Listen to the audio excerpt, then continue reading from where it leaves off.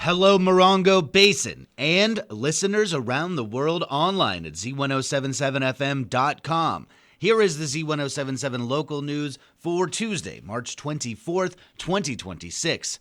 New information has been released regarding a fatal vehicle versus pedestrian collision on Saturday night. According to preliminary information provided by the California Highway Patrol, they responded to a collision at around 8:50 near the intersection of 29 Palms Highway and Mountain View Circle in Joshua Tree.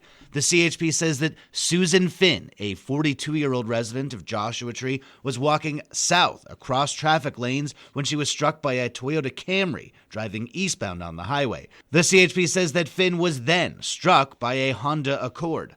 The CHP says that a vehicle was in the center divider and one person was trapped under the vehicle. San Bernardino County Fire responded to assist with extricating the person from under the vehicle. Finn sustained fatal injuries and was pronounced dead at the scene by Morongo Basin Ambulance. The CHP says that they are not investigating alcohol or drugs as factors in the collision. During that investigation into the fatal traffic collision, another man was arrested for investigation into drunk and disorderly conduct after he allegedly attempted to enter a fire truck at the scene. During the California Highway Patrol and San Bernardino County Fire response to that fatal collision, CHP officers say they witnessed a man attempt to open the door to a fire truck at the scene, then flee. CHP contacted San Bernardino County Sheriff's deputies who located the suspect, Rocky Alvarez, 40, in the middle of the road. Deputies say that Alvarez appeared to have been injured in a fight, but that he declined to provide details about the altercation. Alvarez was treated for his injuries and arrested for investigation into drunken disorderly conduct. He was released at the scene. The Sheriff's Department says that they will follow up with Alvarez regarding the fight. Delighting many residents who spoke out against it, the 29 Palms City Council voted down the E-Group solar project at last night's City Council meeting. Reporter Heather Clisby was there.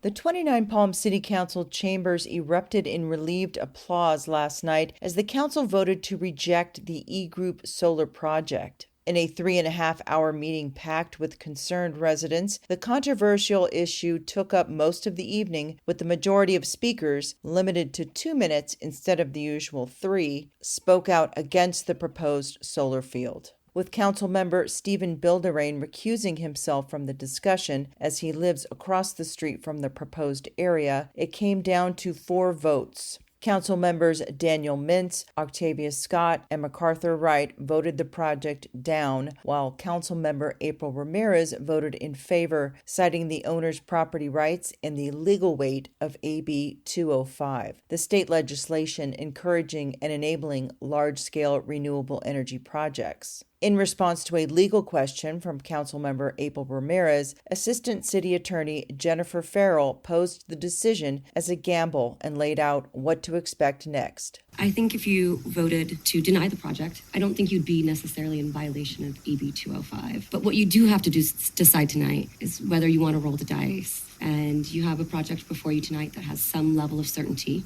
The rolling of the dice would be if you were to deny the project and say the applicant goes to the state and say they get approved, you have less certainty. You don't know what that community benefits package will look like. It probably will involve less funds to the city, if any. It will probably involve funds going to labor and trade organizations and other community groups, Native American tribes. So I think if you acted tonight to deny the project, I would not characterize that action as being in violation of AB 205. I would just characterize it as, you made the decision to effectively roll the dice and see if the project will qualify at the state and see if the state approves the project and see if your benefits package is better or worse than the one before you tonight. The 2012 moratorium on solar fields that the council implemented was referenced numerous times throughout the evening. Others cited issues such as dust from the grading process and the accompanying risks of valley fever, heavy water usage, wildlife disruption, and a major distrust in the developer. Aye. Councilwoman Ramirez? No. Mayor Pro Tem Scott? Aye. Mayor Mintz? Aye.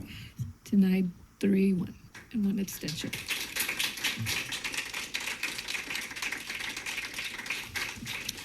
Reporting for Z107.7, I'm Heather Clisby. The Yucca Valley Planning Commission meets tonight at 6 p.m. Online news editor Robert Hayden has a look at the agenda. Shipping containers, or specifically the treatments used to disguise the fact that they are shipping containers, are on the agenda tonight, as the Planning Commission is expected to review the requirements in the Development Code for residential districts to have a shipping container on their property for the use of storage. And added to the agenda from last meeting, a discussion on the single-family residential dwelling square footage requirement of 725 square feet. The Commission is expected to retain the current standard. The Commission will also review a yard setback variance, Sun Mesa mini storage, and a split rail post fence request, plus your public comments. That's tonight at the Yucca Valley Community Center beginning at 6 p.m. You can find a link to the agenda and remote viewing instructions on our website, Z107.7fm.com. Reporting for Z107.7 News, I'm Robert Hayden.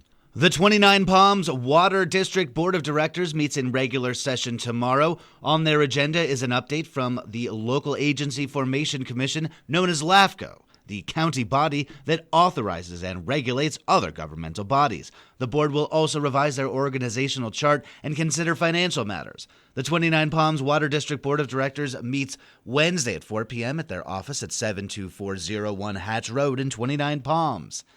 The Yucca Valley Senior Center is holding a Senior Spotlight Resource Fair tomorrow with the intent of promoting successful aging. The fair will take place at the Yucca Valley Senior Center and feature a variety of valuable services and information for seniors and their families. Admission is free and open to the public. Expect informational booths, receive blood pressure screenings, and speak directly with trusted professionals about nutrition, caregiver and home health support, local resources, and insurance options.